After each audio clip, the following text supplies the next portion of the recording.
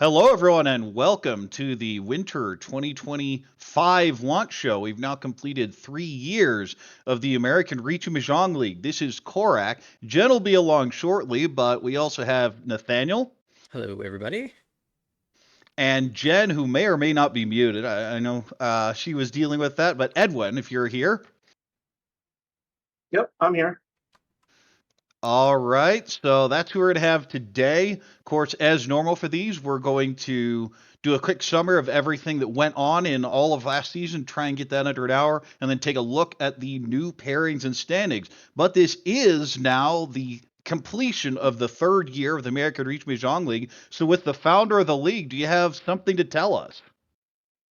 Well, I mean, it's just been really remarkable and great, and to see that the league has continued for third year now. We're continuing to get. I mean, admittedly, it's a bit of a turn as people come in and exit, but we're definitely getting more people out of the woodwork from across the country to come along and play. So I think, if nothing else, that's also helping the mahjong community grow in terms of people connecting with other people, maybe even finding events or things that they can do in their general area. And on a broader scale, just seeing that, the I think even just over 2024 alone through the WRC qualification cycle here, I think in general the level of play for the US has gone up, and I would hope that some of it was a result of people participating in the league and continuing to get work in against other players from across the country. Well, there are certainly a lot of games. The tournament scene has absolutely exploded. And of course, speaking with the tournament scene, there is an event coming up in a couple months in three different locations, a live World Ricci League event. And the top qualifiers from that will be entered into an online tournament with the top eight, top three at each location, and top two remaining scores that will be run by Armel. So I want to talk a little more about that. Well, it's just something that since the finals were going to be held online, that the World Reach Championship Committee reached out to me and wondered whether or not I'd be willing to collaborate with them in terms of running the finals. And I said I'd be much more than willing to help. And so, really, that's how the American Reaching Mahjong League is now collaborating with the WRC and the other organizations that are running the qualifiers. It's also could be another way for the league to get visibility among those who are going to go participate in these tournaments as the last chance to make the World Rishi Championship in 2025 in Tokyo. All right then. Well, I said Jen is a little late. We have another pro here. In the meantime, Adriel, welcome. Hello, y'all. Thanks for having me. All right. So with that, let's go ahead and jump into what happened last season. All right. So we had a beta league situation. You see here that's 24 people, and that means that since it's a C1B, there were two of them. We can't really dump 48 in one division. It'd be a bit of a mess. But we have a reasonably new thing, the double promotion, which will be getting updated. We'll get into that in a little bit. But if you got a plus 240, you get to skip one division, at least while you're in the lowers. You can't double promote into the A leagues, but C1 could jump automatically into B2, and Ziyang and Emily successfully did so. Cliff, oh, so close, but missed it in the last game. And I think a bunch of us were watching that game. Nathaniel, do you remember that? I do remember it was tragic, it was heartbreaking, but it was also really intense. In fact, I think I've got the clip of the highlight of that very end of the game, the final game of that season. There's one 9p left. Yeah, Rishi Sumo Dora Ura would be enough here. Although, are we gonna get a deal in here? 1p, I imagine it has to get checked. It's Sumo. Kabit. We're gonna check 7. Oh, Sumo in the 3. It has to be red. Exactly. There's still two reds. Yeah. Oh my god, he hit it! Cliff's dreams up in smoke. That is so The Ura unfortunate. 2 with the top red. Sean hits the miracle monk on Cliff. Can't believe their eyes. There's 9P left. Oh man, has the three-sided weight, doesn't hit the Dora, so has to flip Ura 2 for the comeback, but does so, and Shaw knocks Cliff down into 4th place, which is enough to knock him below the threshold of that 240, just barely. A brutal beat there. And even more tragic, if Cliff was non-dealer and fell into 4th place, it'd be fine because he'd only lose 2,000 points and still survive just barely over that mark. But taking the Oyakabiri, losing 4,000 points instead to get dunked below that mark by just, 1.6 by the end of it is just absolute tragedy. Yeah, the Ooh. biggest thing that I see here is the 6 Dawn jump scare in C1. That's true. Oh, there's a that's- lot of that. It doesn't matter what your online rank is. It doesn't matter what you've done before. You don't get free passes. Jen and Garth, when they joined the league, they were in the bottom division too. You got to work your way up. Yeah, that's what makes it interesting all the way through. I'm sure a lot of players, when they're hopping into the C1 division, like, I'm pretty new to Mahjong. Hopefully I'll be playing against people with my level of experience. Then all of a sudden you go up against a 6 down, you realize, okay, it's really truly a mix of all levels of experience. But that's why we have relatively fast seasons, only 24 games, only a few months long, and you can get your promotions relatively quickly compared to some of the other long-standing leagues that exist elsewhere in the world. So one thing I'll look at this division, it was a very aggressive one. Higher call rate than league average, higher reachy rate than league average. They were just going at it. And as we talk about, in the bottom division, there's such a wide range of skill sets that oftentimes just playing a pretty standard, efficient game is good enough. But it turns out all you needed was a positive score, and only 10 made it out of 24. So very lopsided. Yeah, it's good to see this clean distribution of just like those with good EV made it. Yeah, Sometimes EV's you kind see of our people getting really shafted by just unluck, but it looks like this was pretty clean the way it turned out.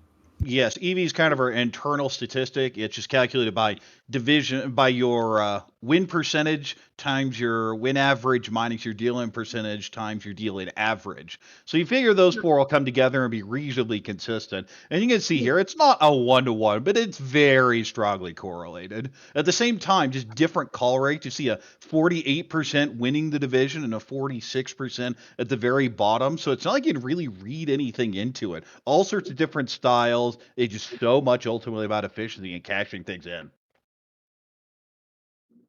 Yeah, I think efficiency is the most important thing when you're playing in the lower divisions, C1, B3, even B2 to some extent. And the higher up you go, the more likely it is that the players around you, the players you're going up against, will have the same efficiency as you. So you have to rely on other things. But in the early divisions, it's priority number one, play as efficiently as possible, get your tempi first, and prevent other players from winning. Yeah, they're just such lopsided experiences. Of course, Laura, who runs her own club, was describing it as a Thunderdome. It's just intense because you have so many different levels. You're trying to adjust to it over the course of a 4-game season. Sure, you can pull up the log. It doesn't always give you a huge idea of what's been going on. Yeah, and also good note for the players who enter into, especially those who are entering into the C1 division next season. Keep in mind that for the past several seasons, everyone who's been positive, or at least the majority of positive players, are promoted. So you can only promote if you've got a positive score, and keep that in mind. Make that your bare minimum goal. If you're at the end of the season, it looks like you're out of it, angle for a positive score. As long as you're up there, you have a chance, and that certainly happened this time around. Yes, Josh. there have been a bunch of free passes handed out. It's pretty likely that the lower the division is, that there will be extras. But what ended up happening is we ended up expanding some of the higher divisions, and they needed to pull people down. Well, that kind of flows down, and if one division expands by 4, that means everyone below has to move 4 upwards. So it ended up coming very nicely here. I guess just in terms of amusing stats, I mean, the 666 there for Ren with the participation rate is always going to get a giggle. Naturally, and that was good enough for a promotion. Plus 92.0 is quite excellent, but mostly relatively high call rate, and also a very strong Ricci percentage as well to accompany that call percentage. It's pretty rare that you see a call percentage in the red and similarly a Ricci percentage in the red as well. Usually you play one or the other, like say Daniel D or Alex D in fourth place. Yeah, I think we call it the Korak style. We'll get to more of that when we get to another division. But overall, do we have any other clips? We're going to jump to C1A. Yeah, let's take a look at one more funny little highlight from the C1 division.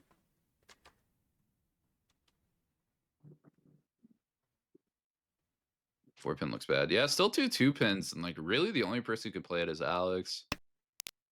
Mark's tanking is gonna drop 1/1 Mon. I think that's a really good Mawashi here. Allows you to a little bit easier go into like a Tanyao. Not a great backup, but there's a little bit more wiggle room there.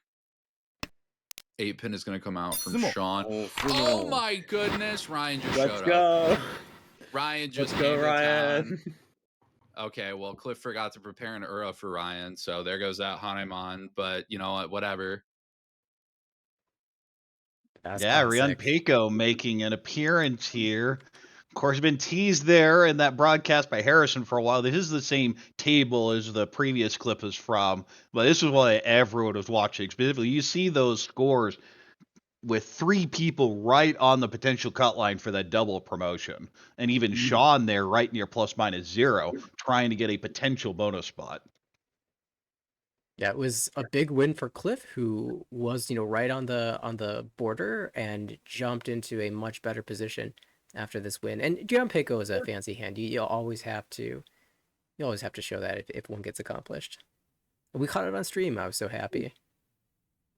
Speaking of fancy hands, by the way, we also have a couple of spectacular hands from this season from the C1B division. Here, Mark Z finding a Sanbaimon with Sanako Toy Toy and a number of other things as well, Honitsu and a couple Yakuhai. Door 3 as well to pull in the 12-Han Sanbaimon, only missing a Kan to flip some more door to make it a Kazuya Yakumon. Yeah, did have the call. Otherwise, of course, it's Suanko. But as we say many times, just Sumo, and there's a lot of that at this end. Yeah, a few more actual Yakumons happen in this division, though. A Yakumon hand here from Emily, who's been a long-time participant in the league, will be getting the double promotion this season. Daisangam. Yeah, that'll sure help getting the, Yakumon to get you into the 240 zone. This was a Suanko by Alex D, first time in the league, had been sitting maybe slightly negative before this hand, and all of a sudden, this was the one that started shooting them up the rankings. We also saw Alex in those clips as well, performing extremely well and jumping up to the top of the division at the very end of the season. Well played. This was the hand that really started off. And finally, Kokushi for Dave D. What a high pie. Yeah, you just see the 2 overflow, but with the 8-7-6, you don't figure, okay, this is kind of a weird hand. It's probably some sort of Chitoitsu. The 9-so is already once cut. There's another Ricci on board. And it comes out here, and you see the roll like, oh, this is really bad. Chitoi, maybe 2 door. I don't feel good about it. Wait, what's that gong? Uh-oh. Yeah, it started with 10 in a pair, 10 unique tiles in a pair, and just cut 8-7-6 right from the get-go. You know something fishy is going on when you see that. 48,000, just like that. But yeah, that is the last of the fancy hands from C1B division. However, there was, as you said, a split C1, and so we've got more to come from the C leagues. All right, C1A, only 1 double promotion out of this division, but you see Andrew basically controlled everything. More than double second place's score. Yeah, Just the absolute dominance here. And that win average of 61-28, so the pretty good win percentage, just everything solid all around. Just totally in control. I have to shout out Tianshan and Alyssa and Brendan and Max, who all were over 120 as well, but just no one close to Andrew. Well-deserved double promotion. It almost feels like you deserve a triple promotion with a plus 300 score. Usually those are reserved for like the B1 division. It's been a while since I've seen a score over 300. Yeah, it does tend to feel like there are a bunch in B1 that get there, but with these really big divisions, I'm not that surprised. This season, of course, we had the Beta League, but the last few, we've had some 36, 40 person divisions, and oof. Once again, EV pretty well correlated with the results here. Of course, that outstanding 1,074 from Andrew, but 718, 505, 557, up 700. Oh, you see the EV corresponding a little bit less strongly than it did in the C1B Right. division. Johnny specifically gets a little unfortunate, ends up the negative 18.3, and Alyssa there overperforming with a 505, but doing quite well. Yeah, and that sort of signals playing well to your UMA conditions. When you're getting your first, you're the only person above 30K, so you get the bonus 5 points of UMA plus 20 instead of plus 15, and you're making sure that if you do get a fourth, that you're dragging someone else below with you so that you're not taking any more than the minus 15. Okay, so the person that jumps out at me is Jonathan. Great win rate, great deal in rate, and he's just not at the table. Like, at all. Yeah, I feel like this is one of those spots where 11 second places, if some of those turn into first places, the score is looking a lot better. And, some of that comes down to just a little bad luck. I assume, if we played the season again, a lot of those second places would turn into first places. So maybe a little bit of variance at play, but still had a really strong performance despite seeing some of those second places stay as the smaller UMA value.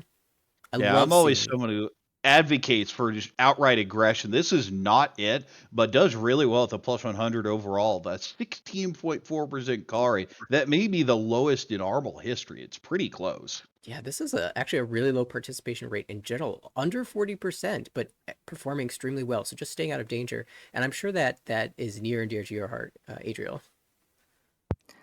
Yeah, a little bit with probably loves to implement Sakigiri, but yeah, that's what makes it interesting to see, like in these lower levels, like or the lower divisions, you don't necessarily need to maybe be like, pure going for EV. You can take a more defensive style if that is your nature. Just play to your strengths and find a way to safely promote.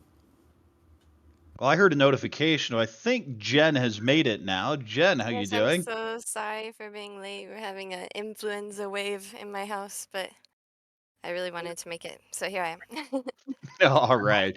Well, with that, we also, of course, we had the very passive play. Then there's the utterly aggressive play. Charles G with a 61% call rate. That might be a bit much even for me, but I appreciate the enthusiasm. Yeah, it's actually really funny. Also, in this division, we had a Brett and a Bert. They were going to face up in the last round, but Brett became suddenly unavailable, unfortunately. Well, we were denied the Brett versus Bert matchup, but hopefully, fingers crossed, we'll get the opportunity to see that again in the next season. That sounds absolutely miserable to commentate. It was bad enough following the two of them in the same division, tracking their statistics. Wait, was that Brett or was that Bert? Yeah, is great. Brett was having an incredible season. Was actually in the running for the Ladder Award, which would typically plays a very aggressive playstyle, and that's a playstyle that can get some big wins and some big losses. But he was dodging all the losses. You see, all those third places for Brett had been doing a wonderful job of dodging the fourth. Finally faltered at the very end, but was having Yes, ladder award's season. a special thing we give to people who go the entire season without a fourth. Of course, making fun of both Tenho and Mahjong Soul's ladder structure in there. But Yeah, something to note overall, that there are, I see 3 players here, Brett, James, and Stephen H, who had pretty good, Ricci percentiles, but it's a question of, is it just the way the tiles fell, dealing after Ricci, or just not being able to kind of gather those overall scores, even with pretty much like higher percentage of Ricci's in the league here. I feel that really in this division, the story's the dealing. Other than Alyssa, you just see wall of red for the people that are dealing in the least are doing the best. And overall, a very aggressive league. You see the deal in for the division, 15.3%. It's almost a full percent over league average. It's just outright aggression. I mean, when you have a 61% call rate player at a table, that'll certainly do it. And a 30% Just reach rate. overall, feels like there was a bunch of intensity, a bunch of these 20, 25% win rates, which you figure 20 is kind of a cut line. If you're not at 20, you feel a little scared. But if you're doing 25, you do really well. I always see every season I see these dealing rates. Okay, I'm gonna bring my dealing rate down, and I don't think I've succeeded at that once so far. All right. Do we have a C1A clip? Unfortunately, we do not, but we do have a couple fancy hands. So All right, let's jump into those then. take a peek. Yakuman for Stephen H. This was a Kazue Ipatsu Chinitsu here with 2 Ura. Hit exactly 13 Han for the Kazue Yakuman. It's beautiful, but at the same time, I feel this is the we have Churen at home hand. We don't have any 1 mon in this hand, but you know what? It's good enough. It counts. Also, another Kokshi for Jake B. Also on the 9 so this is important for Jake, who just ended up around plus 35. So this is the reason got the promotion. Yeah, and you hope that the Yakuman is enough to push you up towards the double promotion range. But if you're having a rough early part of the season, a Yakuman to bring you back to the positives is a huge deal. This is, a couple players now that we've seen go for it all in their time of need and hit a monster hand to get into the I positives. know and the Jake had promotion. been just sweating out, figuring, there's no chance to get a bonus promotion. He's in the DC club. Harrison, just get positive and see if the chips fall where they may, and just but it's not going to happen. Well, it happened. Does get the bonus, and with that, I think we're going to close out the beta leagues. In the meantime, we had been talking about a potential expansion of a C2. We didn't have quite enough. What ended up happening is we filled some of our other divisions, expanded them from 20 to 24. So that ended up pulling people downward and didn't create a C2 division. So no one ends up being demoted out of C1A. Yeah, that's it. So all those players will remain in C1 for the next season, along with the new entrants, and that will be something to look forward to. I have one final thing, and that is Edwin. I believe we are changing the rules for double promotion. Right. So originally the double promotion wasn't incorporated because I was having difficulty filling the upper leagues because people were taking hiatuses or ended up withdrawing from the league or for whatever the reasons. And so the double promotion was put in place to help try to fill the ranks, as it were. But it did seem to be a bit prohibitive in terms of doing that. So we've lowered the threshold from promoting from plus 240 to plus 200. And the thing is that double promotions only apply if I have extra promotions, which I mean, so far as you've seen, there are many. But if there are extra promotions, the people who are double promoted are first in line before taking extra players from normally from the division below. Yeah, so the important things are it does still remain you cannot double promote into the A leagues, but the threshold has been lowered from 240 to 200. And we see this in B3. If that had been the case last season, Drew and Noel would have gotten the double promotion into B1, but that was not the rule in place. So there are no double promotions out of B3. A similar one where everyone except for one in the positive position ends up getting that boost up to B2. Yeah, big news for Drew Noel. Bingy has been on the rise, promoting every season so far since his start here in the C1 division. Tara as well has had a couple of monster seasons and some beautiful hands. You see that win average of 6150. I'm not surprised to see that Tara's play. JT Ramel as well have been in the league for a while, and not surprised to see them going up to the B2 division. And Alex, a player who you hear on the commentary every now and then, is getting that promotion back to B2 as well. Barely squeaked into the positives here, and just ahead of Tyler, got the last slot in.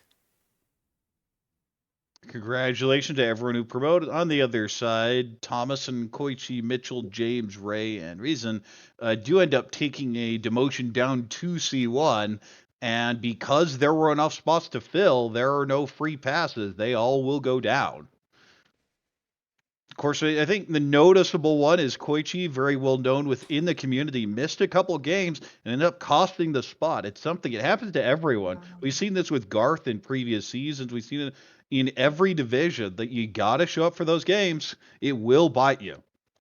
Yeah, in this case, the penalties were enough to drop him below an out, and you also, if you know you're taking penalties, maybe you play your final games a little bit differently, because you no longer have that buffer. Everything becomes a little bit more difficult, so it just makes it extra challenging on you to perform at your best. So for players who are entering the league in the next season, please make sure you put your games as they are scheduled into your calendar so that you know when they're happening. And also, if you know something's coming up that's going to make you run a little bit late, let the table know. If you let the table know that you can get a slight bump in the time without being assessed a late penalty as well. So those are all very important things to remember coming into the next season. Open communication is the key to everything. One of the big important reasons the league has lasted as long as it has is the open ability to schedule games when you want. We don't expect you to show up at 7 or 8 p.m. Eastern on a specific Tuesday or Wednesday. It's figure it out with your table, but they can't tell anything if you don't ask them. And if you have a block, let them know. But just overall in this division, I feel Vinyi and Jinuo are the two that just jump out at me with those low deal-in rates. Feel like they're winning a bunch, not dealing in, and doing overall pretty well. I feel like just solid Mahjong. I remember in Beanie's first season, he said he was having a little bit of trouble reading what the other players were doing because he plays in the Jade Room or the Throne Room on Mahjong Soul, and it's very important to avoid fourth place and know what the other players are doing around the table so you can react appropriately. And I think that moving higher in the divisions, going up to B3, is going to help with that. And also, that I'm not surprised to see a low deal-in percentage for him because he's accustomed to that fourth avoidance playstyle that's required in those upper rooms in the online ladder. Jinuo I know a little bit less about, but both players were very close to winning that ladder award, 0 fourths. They only got one this season, and that's an incredible achievement.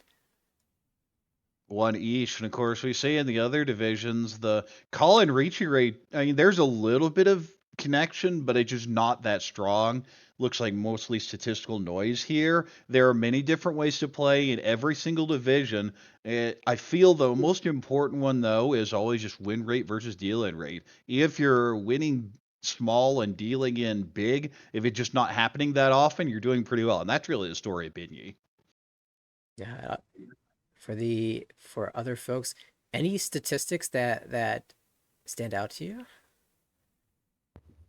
Well, just continuing from kind of what you're saying about like some of these players that are coming from Maj Soul, kind of that are more fourth avoidance. The ARML League is very good for preparing you for tournament types of play where you're not necessarily only looking at fourth avoidance, but you really want that top two. You really want to be able to, be gaining UMA, especially with a sliding UMA system as well. And there are some people where you see a big rack up of thirds actually is going to start being detrimental, as opposed to if it was on Maj Soul, maybe it wouldn't be as harsh. Like, can we see Tyler P here with 11 thirds kind of impacting the overall? Yeah, that's a great point. I think if you look at those numbers, 6 firsts, 3 seconds, 11 thirds, and 4 fourths in a ladder, arena, that would be fairly good. That would probably be moving you positive because third place don't cost that much or really anything on ladder. But in a league format, those negative points rack up. So yeah, definitely a good point in terms of playing to the UMA conditions as well. Yeah, so overall, this division similarly just aggressive, higher win rate than average, higher dealing rate than average. not quite as many points. You see the EV a little bit lower, but just another very aggressive style because it feels like B3 you have the people that kind of snuck out of the C division in previous seasons and those that may have been on a downslide from a B2 who are looking to get back in. So just it feels like there's a lot of aggression in this division. And it certainly you see that call rate almost 3% higher than league average. Yeah, speaking of aggression, there's also a different type of aggression that gets featured in a clip from the B3 division. Let's take a look. Still technically 2 on the wall. Same as that 1-5 actually. South is No, safe 1-5 at has one more. home. North is Come. there's the con. Come. More Oh! cons and And the dealing with the deal in one. that gets out of there. Hold on. Is 2-mon alive? Do we still have that option? No, Sukansu dead. So either of these tiles deals in. Oh, we're gonna see Oh, more might as well cons. con Let's again. go. Yeah, why not? Max Yeah, it I'd out. con. Sumo. Renshon! Honestly, only getting a Mongon from that is like kind of impressive.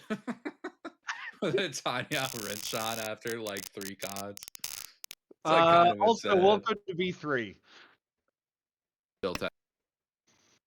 More cons. I demand more. It's just there's so few hidden tiles in the hands left. Yeah, everyone's so open. And Ray did a great job on the left of fighting for as many points as possible, given the position at the time of this game. Ray really had to just max out the volatility of the game. So making the pulling the cons there makes a lot of sense, but not dealing in at the same time, holding both of the deal in tiles, and of course, Yeah, I think Ray's the one who played that had the best. Draws both deal-in tiles and says, nope, they're not going out. And Ray had a bunch of deal-ins over the course of the season, but pretty disciplined there. Of course, she's greeting for the Honroto. Can't blame her at all. absolutely. Tyler with a big win there. Actually push him into the positives after this game and the fourth game of the series, but as we saw, it was just a little bit short for Tyler. Brendan across the table, though, had a great season, easily promoted, as did Drew. All right, then. If that's it, I think we can jump to B2.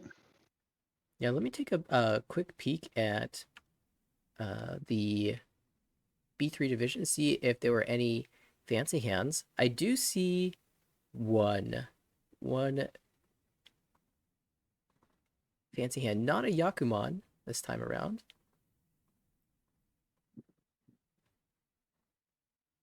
But it's not Baimon. For Mitchell, Haite Toy Toy Chundora. How many Dora is that? 8? I see at least 8 with the Chun. Yeah, it's going to be the 8. 12 We see up there at the top. Oh, by the way, this is Haite. Yeah, I believe it also won on the last 1 pin. Hellweight 1 pin. Well, you see 2 of them on the right, so it has to be the last one. Yeah, Mitchell's sort of a master of Toy Toy. Every time I watch him play, he wins some ridiculous Toy Toy hand that I didn't think was going to come together. And this one was just incredible. Sanbaimon for him. Definitely one of the highlights of the season for sure. All it takes is one tile. Just hit it. On to B2.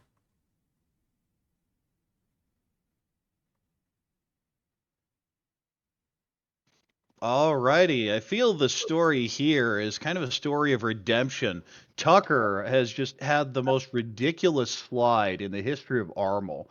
Managed to climb all the way to A1 and then demoted in 5 straight seasons all the way down to B3.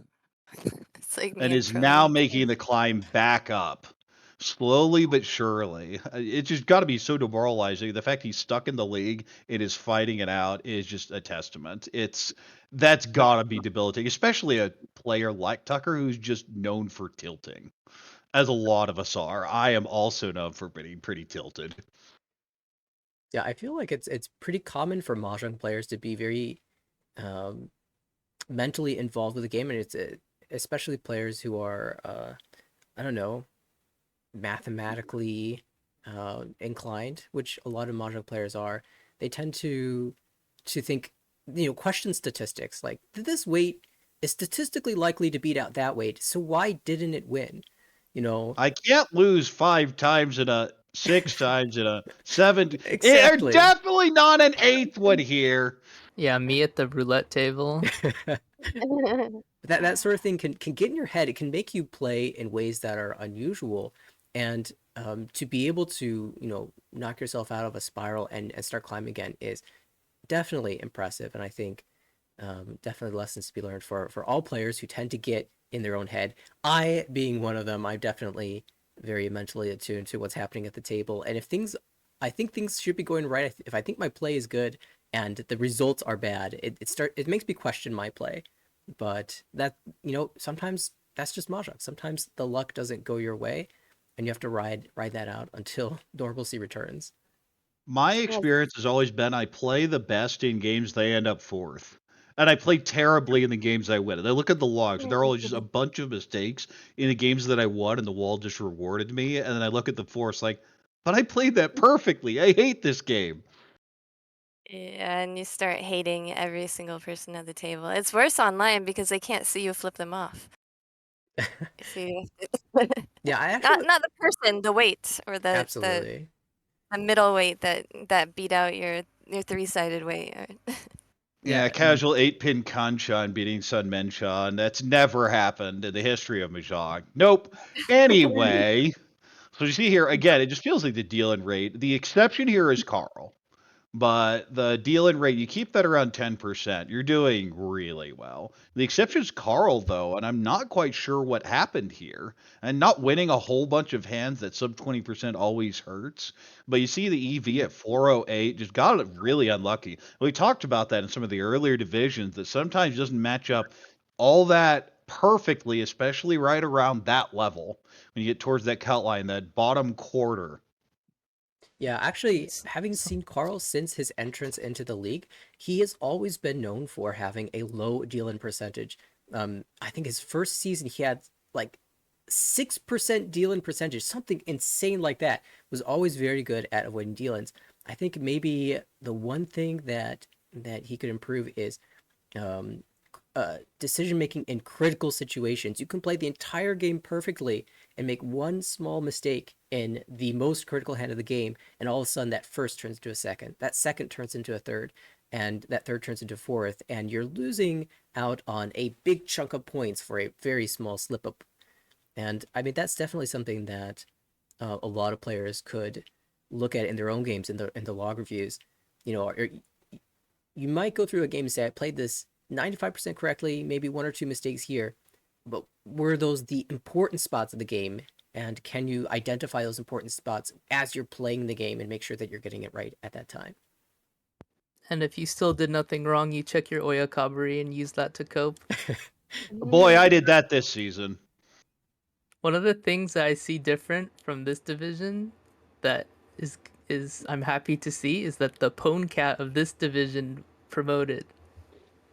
Yeah, Mary Jane there in 8th with a 52.3% call rate, and not even a bad reach rate there at 22%, involved actively in all but a quarter of hands here with a 61.1, mostly because of the 30% win rate. I don't care what you're doing. If you win 30% of hands, you should be promoting. Yeah, it's very counter to a playstyle like say I was gonna point to one of these 10.5% players above, but they all have very strong win rates. 26, 26. Tucker with 23 perhaps is the best example. 23.1 is still a very good win percentage. But really, Tucker did their job by keeping the deal-in percentage low and the average low. Average deal-in low. So when they're dealing in is not for a whole lot. Even though the win rate's a lot lower than Mary Jane's, it still does the job. Mary Jane just says, all right, I'll deal in. I'll even deal in for a very high average, 5,466. But I'm going to win enough hands to compensate for that. Well, then there's Yeah, the there's- opposite thing here. Pio sitting in 6th with only a 20% win rate. But look at that average, 7,600 every single time on average that there's a win. So you can have a 17% deal and survive if you're winning those monsters. Yeah, I think we're going to get a look at a couple of those monsters later. Do you have a thought, Jen? I was just saying the 16% for Mary Jane is not that high compared to 30%. Mm. Like you normally you'd see 16% and think it's super high, but when you have a 30% win rate, it doesn't feel that high. There's Yeah, like- it's just a hyper aggro style, and the stats show that. And there's a difference that people talk about, right? 10% difference between win rate and deal-in rate. And this time it's a 14% difference to the good of the win rate. So Mary Jane definitely compensating extremely well with On the other hyper-aggressive side, style. take a look at Ada there with the higher deal-in than win rate, but still pretty comfortably still in B2, just because those deal-ins have been pretty cheap. I think Ada known for playing in an EV sort of way, like recognizing Ada's known for high rolling everything. Honestly, if Ada came up with that 76-13 average win, I would not be even remotely surprised. I think Edwin knows Ada a little better than I do, though. Yeah, I mean, Ada's been one of those players that like it was always just a pain playing against her because she would just score hands, and you would just be like, how is she able to get away with as much as she's getting away with? why can't I stop this? You could say the same thing for someone like Pio as well. They So can't keep getting away with it, TM. And yet they do every single season. Yeah, there's Well, they've also had some where it doesn't work out. That's why they're in B2 and not A2 or A1. But so much you fun watching watching those some players. of those, they just run up, and you just when they're on a run, either of those two, when they're on a run, it's get out of the way, get your 1,000, get the game over with, take your minus 15. Yeah, I want to shout out Caden for a nice promotion. Enjoyed watching him in the IORMC last playoffs, or rather last 2024 IORMC was fun to watch, and expected to see Quinn promote into B1 season eventually. They're finally there. Yeah, All right, go then. Caden. Woo. All right, fancy hands for the B2 division. There are a few of them, and is it any surprise that Pio is our first? Assam Baimon, Rinshan, Sanonko, Dora 3, Uda 4. Can't keep getting away with it. And yet does again and again and again. And you see here, first is in a really comfortable position, and then all of a sudden just isn't. I feel like Pio gets the most Sanonkos out of any player that I've seen. Yeah, what was the average win of Pio again? Like 7,300? Something like I that, think. yeah. Over 7,600. 7,000. Second hand, another San Baimon. Guess who? It's Pio again. This time not Rinshan, but reached Sumo Dora 4, Uda 5. Another Yeah, Pio just classic. flip her a 5. Just do it every day ending in Y. Easy game. Yeah, not surprised to see another con there. Another Sambai in this league, Ian, who has had some excellent seasons. This time getting there with a Richi Chinitsu Uda 2. Itsu as well. No, just one off from getting the Kazuya. We saw that Monzu Chinitsu turned to Kazuya in the other division. This one falling just a little bit short. And finally, the one Yakuman of this division, a Kokshi by Xiangyu. And it's a first row. You deal it, and you just hand the 6, and it's South 4. That's what's really depressing. You look at this score line, you deal in, not only do you take the Yakuman, but everyone's over 30k, so you even pay the extra there. It just feels miserable, and that's your I don't want to play Mahjong for a week type situation. Yeah, if you look at the high pie, 9 in a pair, all of these tiles went out one by one, got one overflow, and it was Tenpai. There's just, you shake their hand and move on because there's nothing you can do about that. It's not the filthiest we've seen, but it's up there. For sure, for sure. But that is it for the B2 division. No clips. If there aren't, I guess we'll jump to B1. Uh-oh.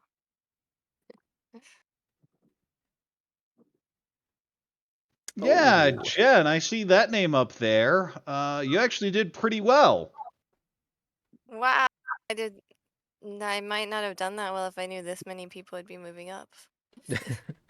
For a while, though, this season, it really looked like it was going to be a race between you and Garth see which JPML Pro is going to be at the top of the division, and it certainly was Felt like it pretty was close. a race for. It felt like it was a race for who was going to be the bubble, who was going to be just one below. Yeah, I think the voting. earlier you two were both out near the top of the division, and then as we got to session 3 or 4, it's which one of you is going to be on the bubble. Yeah. But Is this now, a lot of now there's no bubble, but hiatuses in A2 or filling? This is filling a A2. division. A2 Yeah, so jumping back to 24. basically what happened is that there were only a couple of hiatuses in A2, but then in filling those positions from B1, some of those people ended up going on hiatus or actually withdrew from the league. So I basically had to keep on continuing going down, and that's why Takahiro at 11th ended up going promoting. It's gonna create A2 is now unfortunately in the same situation as A1 is right now in terms of hiatuses, but we can get to that later. Yeah, maybe some cooking in a season or two. We'll get into that in a bit. For now, though, we'll take a look at B1, and Caleb, the big winner here, kind of unceremoniously got booted from A2, pretty dominant. And Caleb says, "No, I'm going to take a second crack at it with that 27% win rate. Really dominated."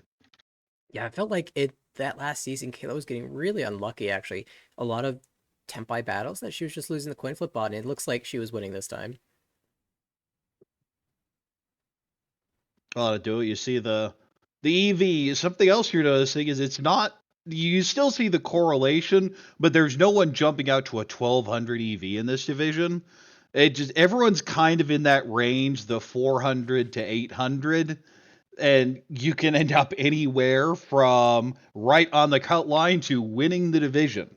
Well, I mean, that's probably why, because if you look at the EVs from even just 600 to 800, there's so many that, like, even if you are dealing in at a 13% rate and your average is under 4,000, that since everybody else is kind of in the same boat, like, that's why the division was probably a bit tighter than some other divisions that we see out there. Yeah, it And feels like just a lot of sumos. one other thing I've noticed is, at least especially with B2, but a little bit here in B1, is that you talked about like the whole block of red at the top.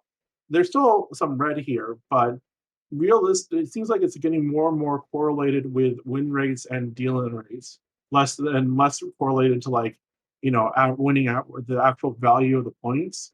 So it really can just boil down to winning more and dealing in less, at least just trying to anyways. You can't Right, the person a that whole lot of won it. the average value the highest by far was Sarah, who just barely survived. Also a very passive player. Just go for Ricci, and if you don't get it, don't do much. The 20% call rate, sub 45 participation rate. But you see a lot of these in the 40s. It feels really passive compared to some of the other divisions. You look at, okay, now we see the call rate. That's the story of this division. You want one thing that tells you what's going on. The call rate for Armel is 34%. The call rate in B1 was 30. These players want to reach E, and I think that's reflected a bit in the average value. The division average is just about 100 points higher than the league average in terms of the value. So if you're taking a fight, you are going to be fighting a hand that's just about as valuable as your own. So it's very balanced in this B1 division. Well, you say they want to reach you, but their reach They rate's a reach you percent less. lower. Yeah, this is a division that wants to Dama. Dear God, get me out of here. They want to think reach that- E, but I can't just- convince themselves. I can't believe that my win rate is this high because I felt like I could not win a freaking hand. Maybe the first, like, all my wins were in the first 2 sessions or something, because it felt so hard to win any hand in this division. Like, everybody was sumo except me, it felt like. I mean, I have a massive last place. Like, I have 7 last places. I don't even have very many first places. That's It's actually just like I had to play really Yeah, defensively. when I look at a lot. your statistics, I'd assume you're around like plus 15. It means you've had some big wins and not so bad losses. Yeah, the losses were mostly pretty small, and also I had some. I think my third places were mostly positive. that explains a lot. You look at that column, you think that's minus 20 points in UMA alone. But actually, if you get a positive third place, as in you end with over 3,000 points, your UMA is 0. And so you even gain some points based off of those thirds, and that really does help in a sort of hidden way. Of course, we Yeah, I have was gonna say Alon something about it there, earlier. who was a top 32 in the last WRC. We have Sarah, who of course is well known on the scene, and we had our Saki winner, Nathan B, with a minus 0.3, closest person to plus minus 0 in any division this season. Yeah, one of the storylines here was how the promotions ended up shaking out. My clubmate, Kim D, ended up squeaking into a promotion to the A2, but he is retiring from the league this season, and so one more spot needed to be handed out, and that got donated to Takahiro. So Takahiro is going to be the promoting player into the A2 season next session. When I look at even the demotions, these are strong players, especially Hanley and Luce. Luce has won Armel before. Now, Luce, always a challenging player to go up against in the A1 division. Just has the lowest win rate in this division. Maybe a little too passive overall. You see the 26% call rate, which isn't that far out of line with this division, but it's definitely different than you see for most players in A1. I believe Matthew and Zalong low call rate, but almost anyone else in A1 is pretty aggressive. Although that'll change this season because some of the new people they're getting in. But do we have any B1 clips? We do. In fact, there is a sequence of B1 clips from the same game if we want to go through those rather quickly. It is quite amusing. And this is actually one of the storylines from the B1 division, in fact.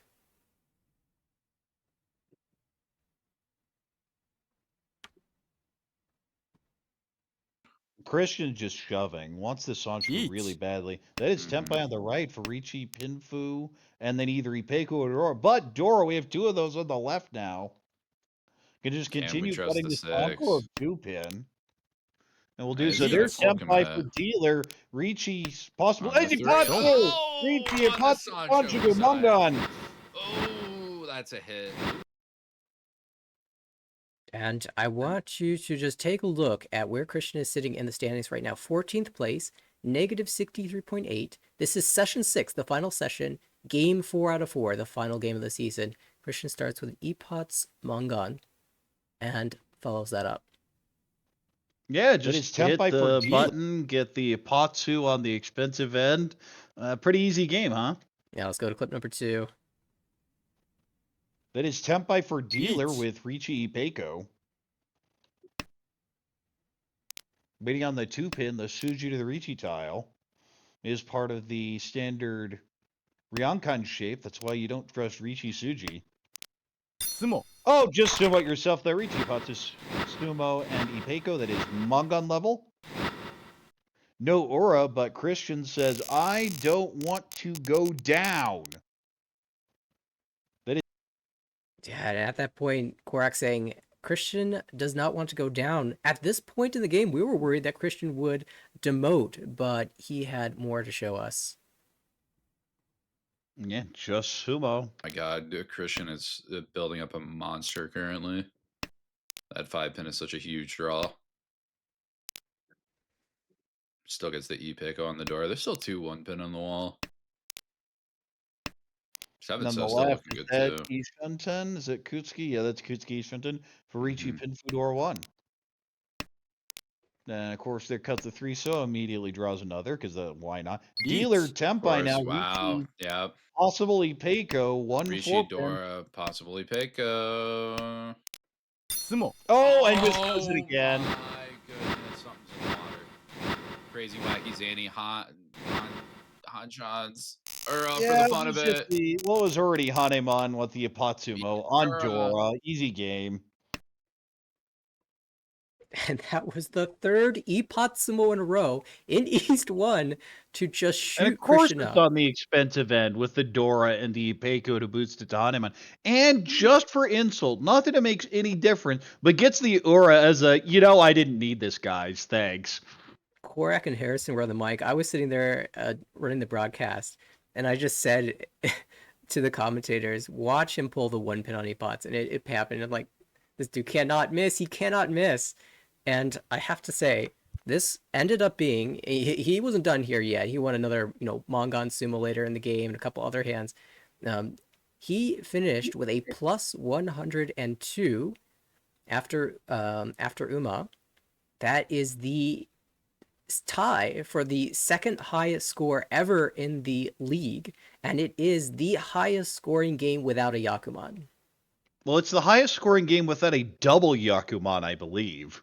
It is, but also without a Yakuman period. Christian did it just with these Mongons over and over and over again. I was Mongon surprised to 101 not see beats. Ura too. Yeah, well, a game's easy when you just Subo. Truly. And going back to the standings, you can see where Christian finished up. This one game put him away from worrying about relegation and straight into the positives. Yeah, and not just in the positives, but with plenty of other people under him. So he wasn't even really on the cut line after this. It was, oh goodness, I'm going to drop to B2. Never mind, I'm in A2. Yeah, and it feels like Christian was going to end up in A2 for a while. I had been in B1 for a couple seasons there, if I recall correctly, and yeah, I think maybe just demoted out of A2 once, but not surprised to see him back in there. All right, we have some fancy hands. One fancy hands, although I think those three were pretty fancy. And that is this Yakuman. A Kokushi from Bianca, who actually earned a double promotion into the B1 division from B3, was the first person to ever achieve a double promotion, and will be promoting into A2. This Hypai is the farthest from Kokushi that we've seen out of the Kokushi hands yet this season. Yeah, I'd take one look at it and go, hey, it's Honitsu. You can see how long it took to get there, and against Arichi Well, as you well, see the from those out. the first two discards specifically, it's like maybe Honitsu, I just kept going, Kokushi does it. Well, okay, I guess. Yeah, this ended up being a really nice hand for Bianca that sort of catapulted her up to that top of the standings area. Second place in the division. Alrighty, well, let's head to A2. All right. This feels like a bunch of people who had been on the cusp for a while finally made it. And it's Jay, Harrison, and Blake is a newer entrant, but we kind of expected Blake to be at about the same level. And those three got in. Perry's back. That's a surprise to no one. Haru had been hard stuck in A2. I think it even dropped to B1 for a while and finally makes it back there with a big win average near 6,000. But you're starting to see a lot less of the just immediate correlation. You see the week there on the EV, but even 14th, Claire, is 550. That's a perfectly respectable result, and she's not doing that well. Yeah, I think this season, even the players that demoted ended up getting relegated at the end of the season, they had reasonably strong seasons, and at the end, things got really intense around that negative 100 mark. And you've got to go for it if you're close to that mark, and that really sends some people shooting up and sends some people shooting down. And that's why you see some of the larger numbers down here. But really, it was actually a lot closer throughout the course of the season than some of those negative numbers might appear. But up at the top was even closer. I mean, Harrison barely eking out Ricky by 14, just under 14 points, and Julian also right behind Ricky as well. ID making a good attempt. That Kaz almost had a chance to Well, squeak the in at the difference end. here is usually there's one promotion, occasionally two extras. There were none. And speaking of promotions with A1, we may lose Edwin soon. Said he needed to leave after an hour. Well, we're at that. So I think we're going to have some changes about A1 that Edwin could brief us on. Right. So when you'll see it, probably we've had an A1 in the past, and this is something that I had seen in the Japanese leagues too, because I always wondered about this, was that because there's no promotions and you just have the title and you have the relegations, there's like once you get near the end of the season, even though I put in a position round to try to make things a little bit more exciting at the end, there were quite a lot of people that didn't have anything to play for specifically. Because if you weren't close to hit first place, or then you either just didn't care, or you would actually just try to high roll yourself up there if you didn't think that you were at risk of being relegated. So it felt a little bit pointless to a lot of people, and there were some people. There was talk of wanting change, and I did agree with that because, again, we do want people to actually like play the games and have it matter for people throughout the entire season. So what we're doing in the 2025 season is we are going into something similar to an F1 points-based system, where the top 10 in each quarter will be awarded points, similar to what you see in F1. And at the end of the year, the 4 champions, we'll still give them the pass through, plus the 4 top non-champion point earners will go on to a semifinal. Now, even though the champions will get a free pass, in terms of seeding the 8 players, that will be done by points. So even if you're a champion, you may not be. It won't be like two champions split 2 and 2 across the 2 tables. It's possible you could end up seeing 3 or even all 4 at one table as a result, because of how the points stacked up throughout the season.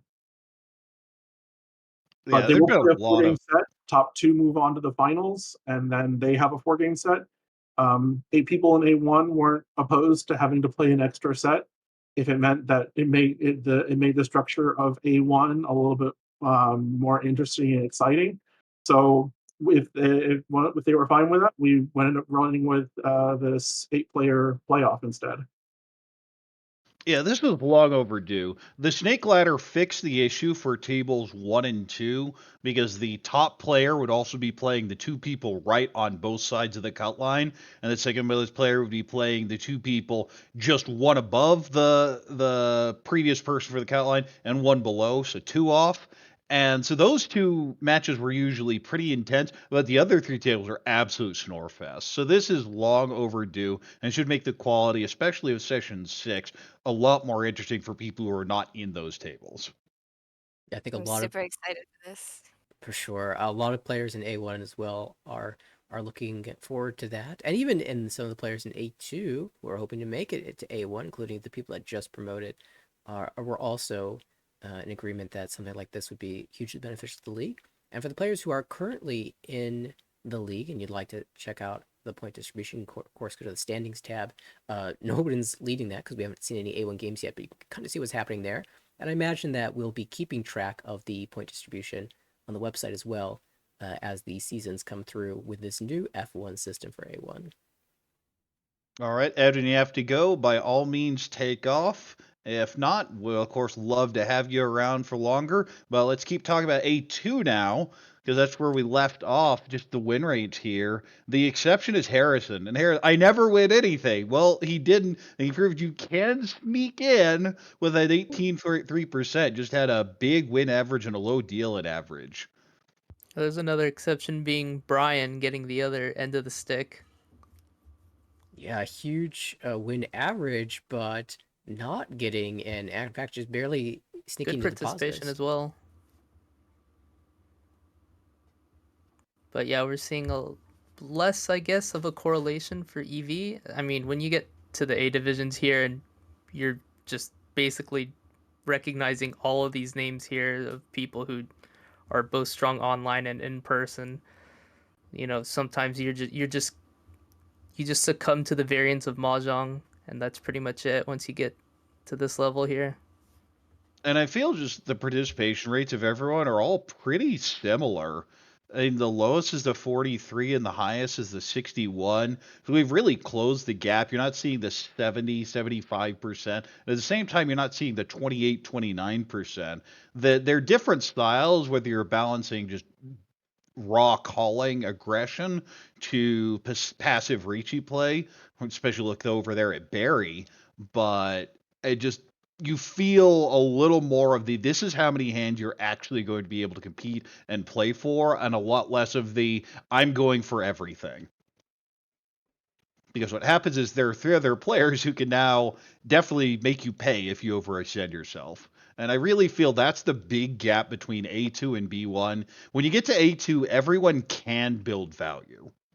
Can and will build value. I remember watching actually watched a lot of Brian's games this season just because he's one of the top players in the US, arguably the top, depending on who you talk to, and always has some exciting games. He was in situations against some of these other top players where it was a challenge. There are 3 people Tempai. They all had Mongon plus hands. And it's a 1 out of 3 who's going to get their Mongon.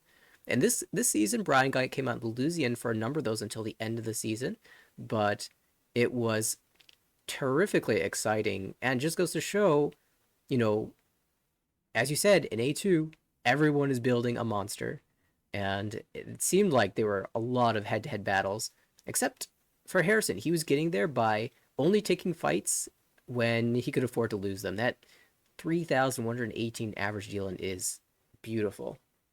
Yeah, that's really low. I feel the only person that was a really disappointing season was Wenshin. They're at the minus 217. This is someone who'd been on the climb as becoming one of the stronger U.S. players and just didn't have it this season. The sub 20% win rate and a pretty high deal end rate just didn't have the season this time. Yeah, he's one of our new Psycho Essen pros as well. And don't worry, I got to reprimand him in person for his play this season. Oof. Well, speaking of other people that I believe are pros, and of course one going to WRC, and that is Kenyon, who got the Roddle invitation and has won A1 twice, but just sitting here at the slight positive, stuck in A2 again. Yeah, probably the person I'm least looking forward to playing against. Just not because I don't like her. I love Bikini, but because I don't want to lose to her again. Yeah, Well, Kenyon has been basically Nathaniel's nemesis, and he was very relieved when Kenyon demoted. Oh, thank goodness. But the matchups I've had against Kenyon are so predictable. It's a battle all the way to the end, and then Kenyon pulls out a miracle in all last to do whatever she needs. She gets it and meets her condition. And it's always so exciting and unsurprising that she won the World Reach Online Team League that happened, the 4-player version at least. Jen, Yeah, because that's about stringing together a long set of big wins, and that's something Kenyon can definitely do. I think my favorite Kenyon story is Nathaniel realized there's a Kenyon Ricci, it's cheap, it's all last, so I'm just going to Sashi Kobe into it, and of course she flips Ura 3. Ura 3, and I knew she had a pair of the tile that was the Uda indicator because she lagged on it, and she still flipped the last one in the wall as the Uda. Oh, it's so frustrating, but at the same time, I still survived, so I'm okay.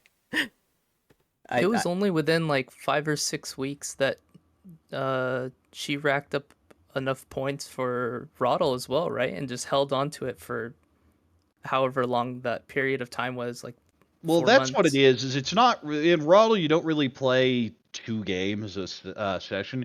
You play 5 to 7. So if you need a string of 20, that's what, 3 weeks at most. Yeah, but it's still pretty impressive to just pull It that is, out yeah. If within you can the go over and over, I actually did pretty well in first that. 20% The of it. problem is my first string of games, I had a nice run of 13, and my second set of games, I had a nice string of 17. But you know what those numbers aren't? 20. Yeah, a lot of Armo players ended up participating in the event. Maybe we could get an official Armo team for the future. That just throwing that out there, Edwin. If you're still here, just some thoughts. Still Well, time to sign up. Today's that the was the deadline. original idea behind Team Tomorrow's the deadline. Bozo. Yes, there is the Sanma League that will be, the signups are end tomorrow. Of course, we talk about time zones. That would be what, like tonight probably, maybe noon tomorrow if it's JP time.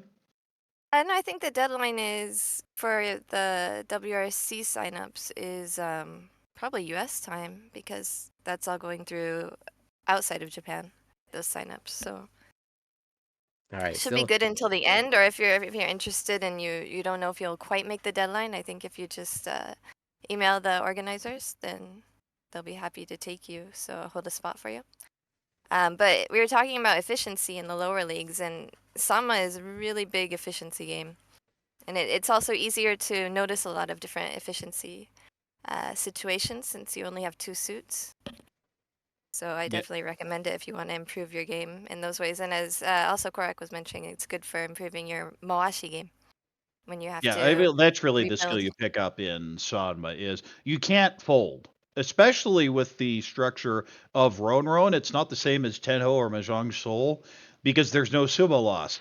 It's split evenly. So if you as non-dealer sumo Hanemon, it's 6,000, 6,000. That's so funky. Fortunately, we don't have to worry about that in Armal. Otherwise, I'd go crazy. Well, I'm expecting to go crazy. I'll have to grind out some ladder just because that's such a weird structure I haven't played before. But regardless, I think we have a clip and then maybe some fancy hands. Yeah, we do have a singular fancy hand from this division. We broadcast a lot of A2, but didn't get any clips for it. Folks, if you're watching the game and you want to see something fancy highlighted, just send a clip to us. We appreciate it. We'll show it at the end of the year. And the fancy hand was kind of nuts.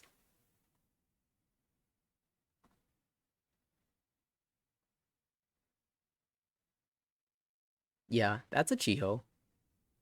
Yeah, I say Oh just my sumo. God. Well, Haru said, you know how I want to win the division? Let's just not have to worry about anything else and just hit the sumo button. Now, the funniest situation is there's a long time gag in the community of someone who had this situation and misclicked, did not hit the sumo button, hit the Riichi button. And you know what? Because these games are played on Tenho, it's absolutely tragic if you do that. You cannot undo once you hit the There Riichi is button. no undo. Very good note for players who are joining the league and maybe haven't played on Tenho a whole lot. Yeah, that's definitely one of the differences from some of the other clients. If you hit the Riichi button, you must Riichi something. So always look at your weight before you hit the button. Always hit auto win before you Yeah, hit but anything regardless, Haru definitely did not screw it up, and has the Chiho here and the division title will be going back to A1. Had been in A2 and I think B1 there for the last year or so, Yeah. but was in A1 before, but it's been a while. Yeah, will be good to see Haru back. I always deal into Haru's Toy Toys, so hopefully I can dodge them this time. Speaking of A1, let's hop right to it then. So A1 was utterly anticlimactic. So I honestly, normally I like spending a lot of time in A1, but there just wasn't much there. Nathaniel was in a pretty good position after session 1 and then just kept winning. And you see there with the deal at rate, he wasn't dealing it either. So there were just no pressure. Amy made a bit of a run, Matthew made a bit of a run, but Nathaniel was just not really in any danger the entire season. Yeah, this is one of the luckiest seasons that I've got. The first session was like a plus 60. The second session was a plus 70. The third session was a plus 80. And by the third session, I had like a 110-point lead on the closest competition. So it was just a matter of holding on to that till the end. And fortunately, it got a little bit close because Amy made a good run at it. Matthew made a good run, as he always does. But it ended up being a safe finish for me. Do you have any tips on how to be good at mahjong? Just sumo. Yep, that would be my answer. I will say, Just I was draw your Another one. tiles and just sumo. at the end of the season, I was rooting for Lucas to deal into some more hands so I could have the lowest deal-in percentage in A1. Unfortunately for me, but very, very well done by Lucas. That didn't happen. He got a 7.8, which again, I'm incredibly jealous. I can't complain with 8.6. And Korak, you also had a really low deal-in rate too. Yes, 9.4, the 3 people under 10%. But of course, in addition to winning the season, Nathaniel also joins me as the only people to have the Eternal A1 title, which has survived 10 seasons of A1 without demoting. I think survive is a good word, given how some of those seasons went. I've been the first person safe on a number of occasions, but yeah, I do expect that I, as well as you and everyone else in A1, will demote eventually. It's just a matter of statistics, but I'm enjoying the ride while I'm here. All right, let's talk a bit about Christine. Of course, I believe Christine did some work for you, Jen. She did the cover of my book. She did an amazing job and was just extremely professional and perfect to work with. It was really fun, and we did an event for the book. Her and I both wore yukata. I brought her yukata from Japan, and we wore it to the Mahjong Matsuri to promote the book. And it was just a really great experience overall. And her work is just amazing. Yeah, Christine's problem is she just got in such a hole. I think she was at minus 210 after 8 games that fought back pretty well, but was just too far back. Yeah, Christine The made an the incredible had run to at the end. adjust to A1, and by that time it was too much to overcome. But does end up being the first emotion, jumped several other people. Aaron was this was not a huge surprise. Aaron's one of those people that's either going to just dominate everything or can end up in a situation like this. And with that sub 20% win rate with his style, that's going to bite him. And it eventually did get him here. Will, I feel, is the big surprise here. This is one of those Snake Shack players, very by the book, methodical, maybe a little more defensive than the other players with that affiliation. And the 18.3% win rate just wasn't enough this season. Yeah, I think a victim of the everyone from A1 will demote eventually, but very good chance of coming back. Will is a strong player. Yeah, Andre similarly, one of those New York players who just high rolls everything, can do really well in A1. At the same time, if you're not getting tiles, will demote, and that's what happened here. You see there with the 42.3% call rate, tried to make things happen, but just couldn't with the sub 19% win rate. And of course, there's Bishan, definitely the most passive player in A1, and A1 has just gotten more and more aggressive every season, I feel. Garrick, of course, started the big run there where he's notorious for 60% call rates in A1. I think he finished the season at 58. And then more or less, I took over the mantle. You see there the 48% call rate, the highest in the division by far. Yeah, I thought I was a call heavy player, but I'm nowhere close to you. Wasn't that one of your goals, though, for this season? Well, I had said I'd probably be, if I were trying, I could of course got higher, but I feel that my comfort zone is in the 43 to 46% call range. I just had a few more options this season. Hey, maybe I'll hit 50 this season because of my first few games. I think even before the season, I feel a 50's coming along, and we didn't get there, but we got really close. Correct just planned for a funny number. Was his plan all along? Well, I feel the other part of this is when you have a stupid call rate like that, you're probably not going to reach you that much. And you see even there Nathaniel at the top with a 40% call rate and the 8 teams are reaching rate, and then Simon there with a 40% call rate, the 14% reaching rate. That's not how I did it. I had the 48 and the 22, so just aggro, and not dealing in, and that's really been my Armel experience is put pressure on other people and hope they crack. Gotta shout out a couple players in this A1 division. Lucas has been in A1 for an extremely long time. I think he's the next in line for Eternal A1. He stayed for a few is this seasons. is his 8th season in a row, so you'll have to survive not just this one but the next one, and then we'll receive the Eternal A1 title as well. Joe as well has a really long streak of staying in A1. The only issue for the Eternal A1 award is that he has taken a hiatus in between a couple seasons and a few more seasons. So if not for the hiatus, I think he'd be on 6 seasons. So I Joe's... think he's on 6, and I don't think that's counted against him, but it just means that's one less season he's played. Okay, so Joe on a run as well. And I believe Dustin's the next one on the list, and then Joe. Yeah, Dustin staying alive this time around. Had an unlucky middle of the season, but did do enough to stay one more season A1. It's going to be a DC A1. Dustin's here, Harrison's here. I'm pretty sure another Hadu is, DC adjacent. I mean, you're DC adjacent, you're Baltimore, or at least thereabouts. So in the area. Yeah, I played at the DC club not that long ago. So yeah, definitely a bunch in that time. And I would just like to say it's so much better when you have a table that's all East Coast because I have one of my tables here, and Harriet's like, I'll be out for most of the session. I'm like, yeah, but everyone's East Coast. We could actually put it at 6 or 7. Yeah, and just a note again for the people who are watching this stream for the first time, as a member of the American Richi Mahjong League, scheduling is important. We're scheduling across 4 different time zones, and even sometimes more. Sometimes we're scheduling players in Japan and players who are on vacation in Taiwan and other places. It's very important that you are communicating your not just availability, but also if someone's coming up, hey, I'm going to be in a tournament in 2 weeks. Let that table know. All of you who are going to the Invitational in January, let your tables know for that session that you're going to be gone so that people can plan around it appropriately. All right, then. I'm sure we have some clips. We broadcast a lot of A1 this season, I believe. We broadcast a lot of A1, but strangely, we don't have very many clips. In fact, the one that we do have is, well, I don't even think it was from an official normal stream, but it was very entertaining.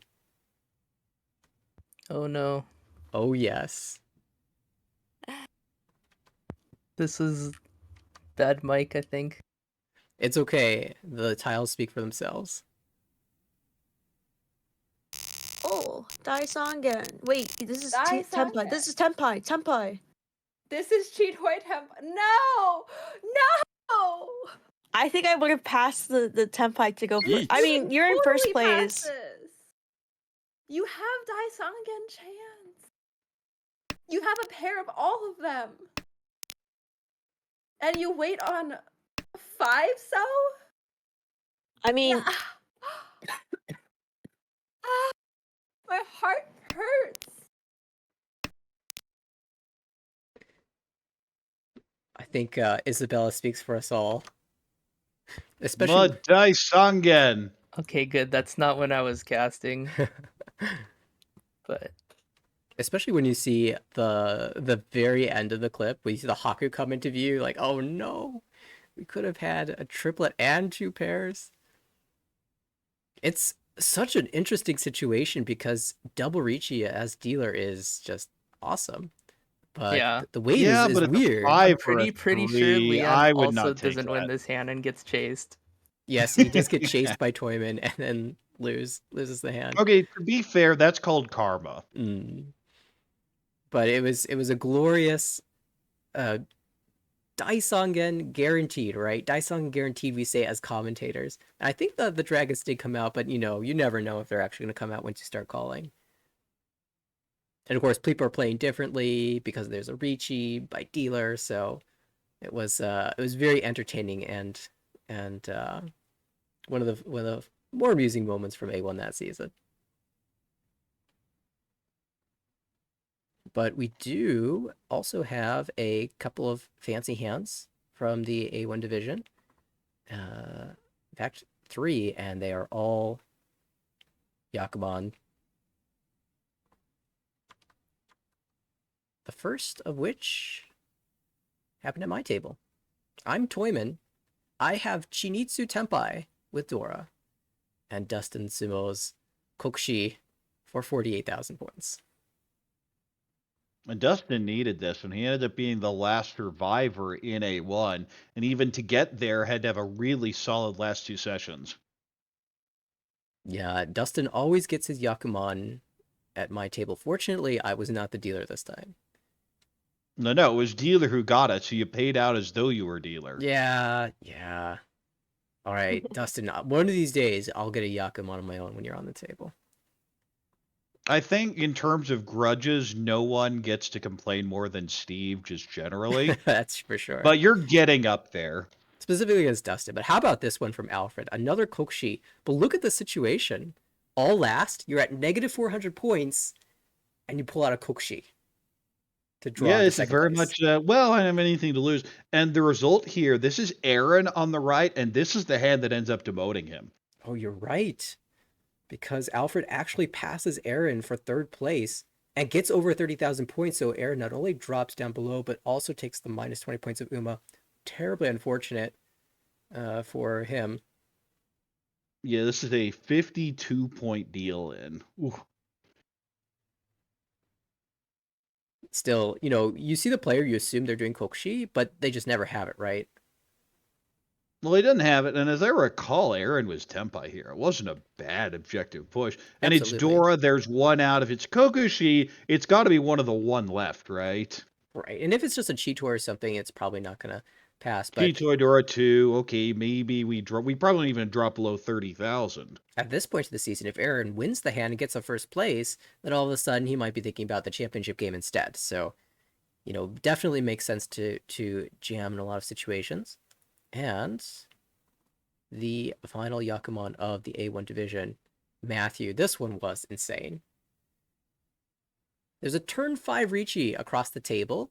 Also later on the hand, a turn... what is that? Second row Ricci? I think that was Will to the right. And it doesn't matter. Matthew just wins Jinroto. And you see from the Tadashi, the Tuso had a Tempai on Sanzo, turned it down because the 3 cut goes for the Yakuban and hits it.